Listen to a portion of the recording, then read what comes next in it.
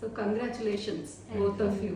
పొద్దున్న రాగానే యాక్చువల్గా ఇప్పుడే జస్ట్ వచ్చినాను, సిస్టర్లు నాకు గుడ్ న్యూస్ ఇచ్చినారు, పాజిటివ్ వెరీ హ్యాపీమా. సో మీది అదే మొత్తం జర్నీ అంతా చూస్తున్నాను. ఐ థింక్ ఆల్రెడీ కర్నూలులో ఒక IUI, మా దగ్గరకు వచ్చినాక ఒక IUI, ఇంకా అది కావడం లేదని మనం IVF కి మూవ్ అయ్యాము.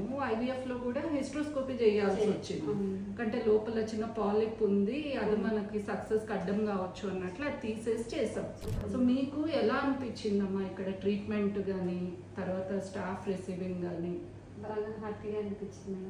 సో అన్ని రకాలుగా మీకు ఇన్ఫర్మేషన్ సపోర్ట్ అంతా మంచిగా ఇచ్చారు.